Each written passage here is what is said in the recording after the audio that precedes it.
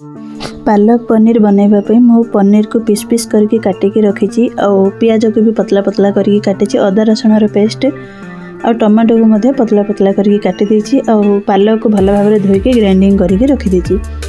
एठी एबे हमर कड़े रे तेल गरम हे आसलाणी।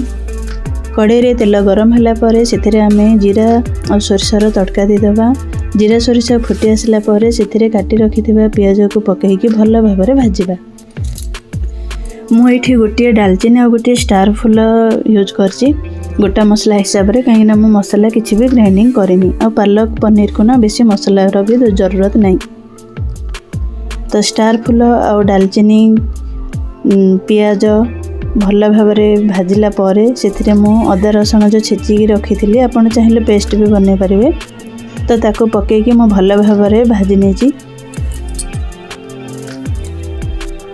अदा रसुण और पियाज देखिपे भल भाव भाजी हो जाए काटिकी रखिथिबा टमाटो पकईकी भल भाव भाजी नवा।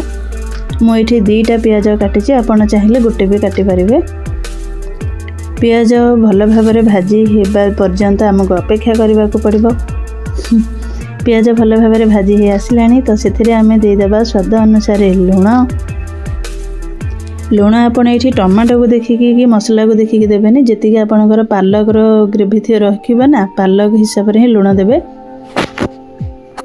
तो स्वाद अनुसार लुण दे सारा पर से देदेबा आम कि हल्दी पाउडर और काश्मीरी लाल मिर्ची पाउडर तापर देबा धनिया पाउडर टिके जीरा पाउडर देकी ताको भल भाव मिक्स करवा।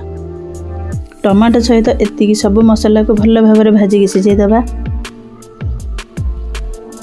देखिपे आमर मसला पूरा रेडी हो गलानी। तापर आम बाटिकी रखिथिबा पालक को पकईकी भल भाव मिसेदेबा। केते बढ़िया देखा ना।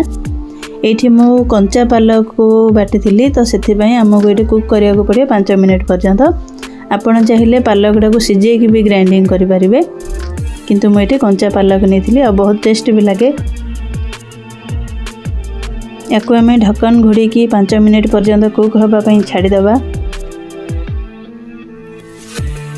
कुक हो सारा पर देखिपे तार कलर चेंज हो आसलानी।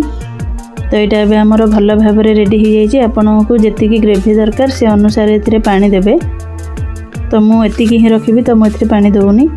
तो तापर आम ये जो भाजिकी रखी थे पनीर को मिसेदेबा। टिके धनिया पत्र को काटिकी पकईदेवे। तापर गरमा गरम सर्व करेंगे पालक पनीर। केमिति लागिला मते कमेंट माध्यम निश्चय जणाइबे।